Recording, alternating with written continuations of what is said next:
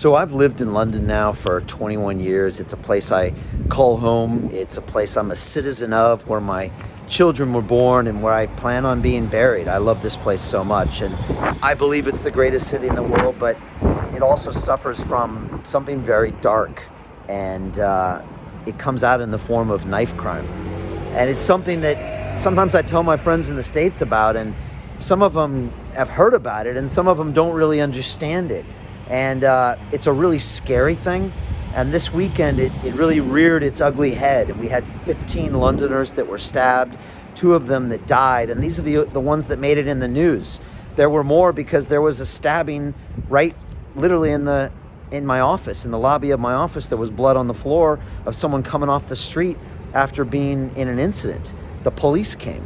And so there was also this young kid named Sven Badzak, 22 years old, who went to college with Prince Harry, who was going to get orange juice and was stabbed and killed by a gang of 8 kids. And it's a real problem. It's a scary problem.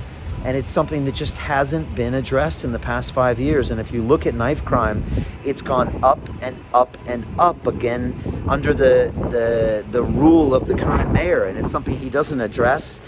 And it was quite sad when he came out with his recent slogan of tough on crime, when in fact there's more stabbings than ever, and he just marked his 100th teenager murdered on his watch. And so it's something that's real, especially when I have teenage kids and young kids that are going to be on the streets soon, and this could be a reality when they go out to get orange juice. And it's something the mayor needs to own, and needs something that he needs to stop sweeping under the rug.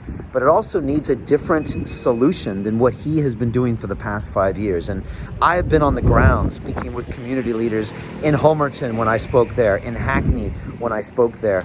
And I've also spoken to people in Barking and Dagenham, and they've all told me, Brian, we've got to get the community centers open. We've got to get the kids something to do. I spoke with a woman in Tower Hamlets, and she said, Brian, what do these kids do between 3:30 p.m. and 8:30 p.m.? That's when the trouble starts. And the problem is these community centers have been shut. And I spoke with the boxer David Hay about this. He said, Brian, the boxing gyms are closed. He said, what do you expect these young men to do? I was one of those young men growing up in Bermondsey. He's like, I had all this energy and I had to get it out. And so I'm proposing this, something that no other political candidate has ever considered. And that is, we take the model that Jamal Edwards, the founder of SBTV, created when he funded his Acton Community Center with a £100,000 donation from Google. And I'm willing to get on the phone and call up the Amazons of the world and the Ubers of the world and the Barclays of the world and say, guess what? It's time for you to step up and serve the community that you've made billions on.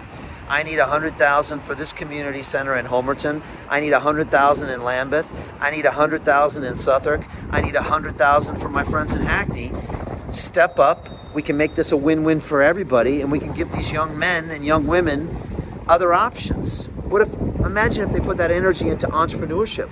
Imagine if they put that energy into a YouTube channel like I've built for the last 10 years, or into something like Jamal built with his SBTV, music empire. Imagine if we gave them those tools as opposed to giving them the tools of steel. And so, again, this is another creative idea coming from someone with 30 years in business, and something that our 18-year career politician, the current mayor of London, would never come up with, and he would never bother because he knows he's going to get reelected anyways. So why change his shocking performance on knife crime now? And the truth is, you're going to get 3 more years of this unless we take some action. So that's why I'm so passionate about becoming your next mayor. We plan to make it happen on May 6th. And we've got the ideas to make it work. And I know where to find the money. And I know how to invest in this city to where we can stop these senseless killings from happening. So those are my thoughts. Give me your thoughts below. It's a very emotional subject. It's a very charged subject.